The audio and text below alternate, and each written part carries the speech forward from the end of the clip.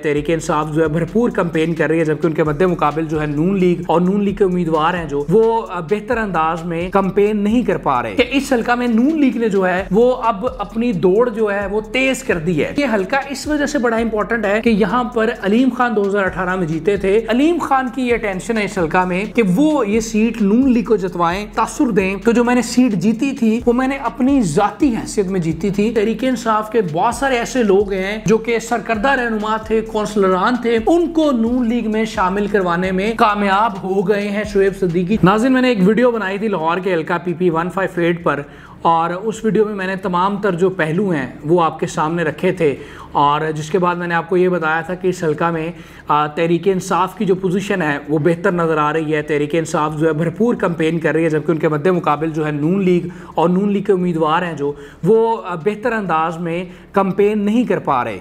तो मैंने आपके सामने उस वीडियो में तमाम तरह इस हल्का के जो हैं वो कैंडिडेट्स का बैकग्राउंड भी रखा था, कैंपेन के हवाले से बात की थी, इस हल्का की हिस्ट्री भी आपके सामने रखी थी। तो जिन लोगों ने मेरी ये वीडियो नहीं देखी PP 158 की, वो मेरे चैनल पर जाकर देख सकते हैं। लेकिन अब नाज़रीन, ये वीडियो बनाने का मकसद सिर्फ ये है कि सूरत हाल जो है वो तब्दील होती नज़र आ रही है। चूँकि एक बहुत बड़ा इलेक्शन है और ये इलेक्शन डिसाइड करेगा कि पंजाब का वज़ीर आला किस जमात का होगा, तो दोनों जमातों की जानिब से भरपूर ज़ोर लगाया जा रहा है, और उस ज़ोर की वजह से जो सूरत हाल है वो लम्हा ब लम्हा तब्दील हो रही है। हर दिन गुजरते दिन के साथ सूरत हाल तब्दील हो रही है, बल्कि अगर ये कहा जाए कि हर घंटे के बाद सूरत हाल जो है वो तब्दील हो रही है तो गलत ना होगा। तो अब इस हल्का में नाज़रीन, जो मैंने आपको पहले चीज़ें बताई थी, अब चीज़ें थोड़ी सी मुख्तलिफ होना शुरू हो गई हैं कि इस हल्का में नून लीग ने जो है वो अब अपनी दौड़ जो है वो तेज़ कर दी है। और कुछ ऐसे फैक्टर्स हैं जो मैं आपके सामने रखूँगा जिससे आपको समझ आना शुरू हो जाएगी कि किस तरह सूरत हाल तब्दील हुई है।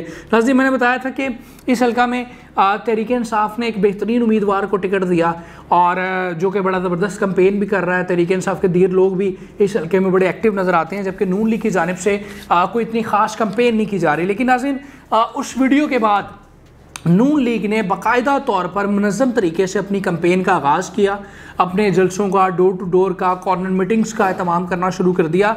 और यहाँ इस हल्का में एक जो सबसे इम्पॉर्टेंट फैक्टर है जो कि उस वक्त इग्नोर था, वो था अलीम खान।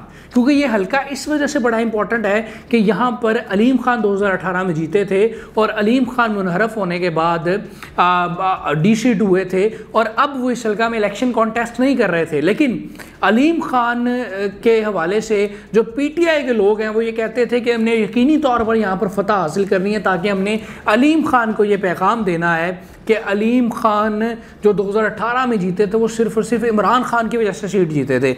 जबकि अलीम खान की ये टेंशन है इस हल्का में कि वो ये सीट नून लीग को जितवाएं, और नून लीग को जितवाने के बाद एक तासुर दें कि जो मैंने सीट जीती थी वो मैंने अपनी ज़ाती हैसियत में जीती थी, और अब अगर मैं नून लीग को सपोर्ट कर रहा था तो नून लीग जीत गई। तो उस वक्त नाज़रीन इस हल्का में अलीम खान का अमल दखल नज़र नहीं था आ रहा था। लेकिन अब जब मैं ये वीडियो रिकॉर्ड कर रहा हूँ, उस वीडियो के बाद से यहाँ पर अलीम खान ने शुएब सिद्दीकी की बाकायदा तौर पर जिम्मेदारी लगा दी है कि वो कैंपेन को बाकायदा लेकर चलें और कैंपेन को लीड करें। और शुएब सिद्दीकी वो शख्सियत हैं जो इस हल्का से MPA भी रहे हैं, जो कि हल्का को मुकम्मल तौर पर जानते हैं, लोगों को जानते हैं, सारे महल्लों को जानते हैं। तो शुएब सिद्दीकी ने जो है वो कैंपेन बड़ी ज़बरदस्त अंदाज में शुरू कर दी है नून लीग की।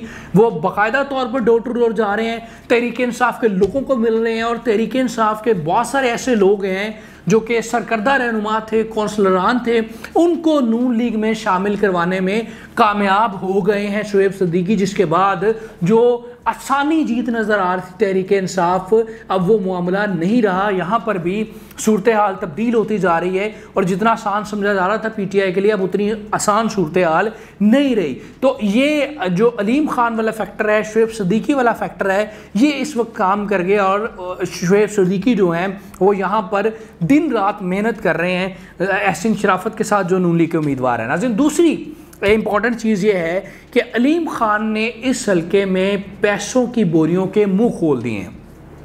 अलीम खान जो कि बड़े वेल ऑफ हैं, फाइनेंशियली बड़े तगड़े हैं, और पहले भी इन्होंने ज़िमनी इंतखाबात लड़े हैं, तो उस वक्त भी इनके बारे में मशहूर था कि इन्होंने बड़ा पैसा इन्वेस्ट किया है और इन्होंने लोगों में मोटरसाइकिलें बांटी हैं, रिक्शे बांटे हैं। तो इस बार भी ये सुनने में आ रहा है कि अलीम खान ने पैसों की बोरियों के मुंह खोल दिए हैं और वो धड़ाधड़ जो है पैसा दिए जा रहे हैं और इस हल्के में उन्होंने पैसा फैलाना शुरू कर दिया है ताकि यहाँ से नून लीग की जीत को यकीनी बनाया जाए और तहरीक इंसाफ को मुंह तोड़ जवाब दिया जाए। तो इस फैक्टर के बाद भी इस हल्का में सूरत हाल जो है वो तब्दील होती नज़र आ रही है। तो ये भी नाज़रीन एक बड़ा इंटरेस्टिंग फैक्टर है।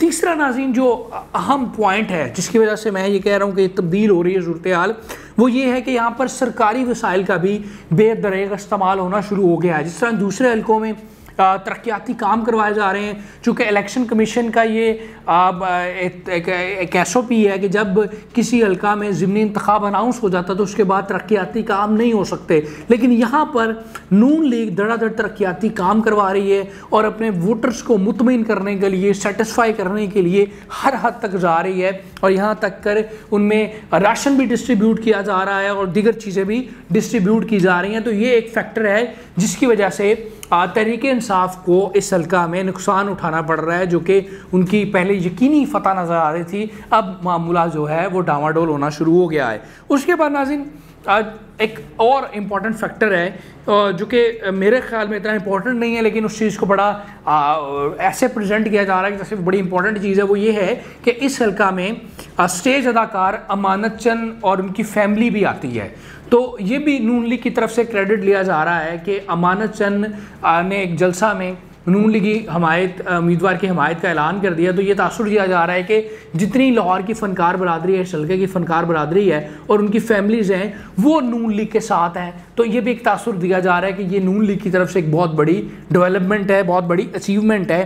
तो नाज़रीन ये वो सारे आस्पेक्ट्स हैं जिसकी वजह से सूरत हाल जो है वो तब्दील हो गई है। लास्ट वीडियो में मैंने बताया था कि तहरीक इंसाफ जहाँ पर जीतने की पोजीशन में है और मियां अकरम उस्मान की जो पोजीशन है वो खासी बेहतर है, लेकिन अब जो है मामला फंस चुका है और एक कांटेदार मुकाबला की तवक्को है। कोई भी कैंडिडेट जीत सकता है, मार्जिन बहुत कम होगा जो भी जीतेगा और एक ज़बरदस्त मुकाबला होगा। और आखिर में सिर्फ मैं आपको बता दूं कि इलेक्शन डे जो है वो बड़ा इंपॉर्टेंट होता है कि पूरा इलेक्शन एक तरफ और इलेक्शन डे एक तरफ। जो इलेक्शन डे को अच्छी तरह मैनेज कर लेता है उसकी फतह जो है वो यकीनी हो जाती है, क्योंकि इलेक्शन डे को सबसे इम्पॉर्टेंट चीज़ होती है कि अपने एजेंट्स, पोलिंग एजेंट्स का तयन करना और उनको ट्रेन करना कि वो रिज़ल्ट लेकर जो रिज़ल्ट है वो बाकायदा तौर पे ऑथेंटिक रिज़ल्ट लेकर पोलिंग से निकलें। फिर उसके बाद लोगों को घरों से निकालना, जो मुतनफ़र वोटर्स होते हैं या लोग जो अनडिसाइडेड होते हैं या घर में होते हैं कि हमने वोट कास्ट नहीं करना, जो उम्मीदवार उनको निकालने में कामयाब हो जाता है उसकी फतह के भी जो चांसेस हैं वो बढ़ना शुरू हो जाते हैं। तो अब देखते हैं कि यहाँ पर पोलिंग जो है, पोलिंग डे कौन मैनेज करता है और देखते हैं कि नून लीग जीतती है या तहरीक इंसाफ जीतती है। तो जो लोग मेरे चैनल पर नए हैं और मुझे फेसबुक पर देख रहे हैं वो फॉलो करें, लाइक करें, जबकि जो यूट्यूब पर देख रहे हैं वो चैनल को ज़रूर सब्सक्राइब करें। अपना बहुत सारा ख्याल रखिएगा। अल्लाह निगहबान।